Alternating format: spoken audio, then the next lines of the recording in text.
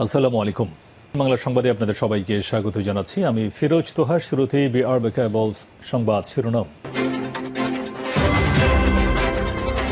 ইন্নালিল্লাহ। মধ্যপ্রাচ্যে ছড়িয়ে পড়েছে তৃতীয় বিশ্বযুদ্ধ। চলছে হামলা পাল্টা হামলা। পবিত্র কুরআন শরীফে আল্লাহ পাক জানিয়েছেন যে কিয়ামতের আগে এমন কিছু ঘটনা ঘটবে যেগুলো এখন প্রকাশিত হচ্ছে।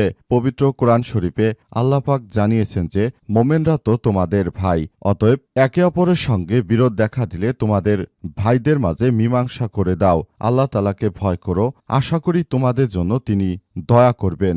অর্থাৎ পবিত্র কুরআন শরীফেও আল্লাহ পাক জানিয়েছেন যে যদি মুসলিম রাষ্ট্রগুলোর মধ্যে বিরোধ দেখা দেয় তাহলে তাদের সঙ্গে কিন্তু সবকিছু আসলে বিরোধ নিষ্পত্তি করার জন্য মুসলিম রাষ্ট্র হিসেবে আমাদের চেষ্টা করা উচিত। কিন্তু এখন পর্যন্ত দুঃখজনক ব্যাপার হলো মধ্যপ্রাচ্যে ইরানের সঙ্গে যে ইহুদিবাদী ইসরায়েলের ঘনিষ্ঠ বন্ধু সৌদি আরব, কাতার, কুয়েত, বাহরাইন এদের সঙ্গে যে যুদ্ধ বেঁধে গেছে এই যুদ্ধ থামানোর কেউ চেষ্টা করছে না। এটাই মুসলিমদের জন্য বড় ধরনের পতন অপেক্ষা করছে। পুরোদমে ইহুদিবাদী ইসরায়েল এবং মার্কিন যুক্তরাষ্ট্র মধ্যপ্রাচ্যের মুসলিম যেসব দেশ ইহুদিদের দালাল রয়েছে তাদের উপর ইরানের এক এক করে নতুন হামলায় দিশেহারা হয়ে পড়েছে পুরো মধ্যপ্রাচ্যের সবকিছু।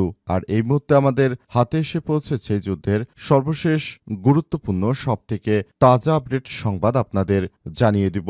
প্রথমেই জানাবো আলহামদুলিল্লাহ, নতুন করে ইসরায়েলের দিকে ভয়াবহ ক্লাস্টার বোমা নিক্ষেপ করতে শুরু করেছে ইরান।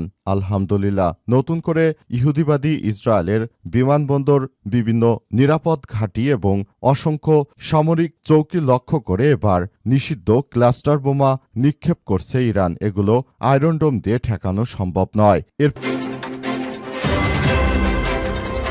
জানাবো আলহামদুলিল্লাহ, মার্কিন লক্ষ্যবস্তুতে হামলায় ইরানকে গোয়েন্দা তথ্য দিচ্ছে রাশিয়া, বলছে ওয়াশিংটন পোস্ট। মধ্যপ্রাচ্যে মার্কিন লক্ষ্যবস্তুতে হামলা চালাতে ইরানকে গোয়েন্দা তথ্য দিয়ে সহযোগিতা করছে রাশিয়া, এমন দাবি করেছে যুক্তরাষ্ট্রের প্রভাবশালী সংবাদ মাধ্যম ওয়াশিংটন পোস্ট।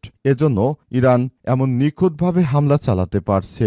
ইরান রাশিয়ার সহযোগিতা পেয়ে বর্তমানে মধ্যপ্রাচ্যের সুপার পাওয়ার হিসেবে নিজেকে আত্মপ্রকাশ করেছে। এছাড়াও ইরানের পক্ষে রয়েছে চীন এবং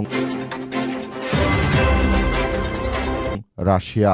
এদিকে ইরানে গণতান্ত্রিক সরকার হবে নাকি ধর্মীয় নেতা হবে এ বিষয়ে আমার কোনো আপত্তি নেই। অবশেষে ইরানের হাতে মার খেয়ে জানালেন ডোনাল্ড ট্রাম্প। যুক্তরাষ্ট্রের প্রেসিডেন্ট ডোনাল্ড ট্রাম্প জানিয়েছেন যে মধ্যপ্রাচ্যে ইরানে কোন ধরনের সরকার আসবে সে বিষয়ে আমার কোনো আপত্তি নেই। এবার তিনি চরমভাবে মার খেয়ে আসলে তিনি এসব কথা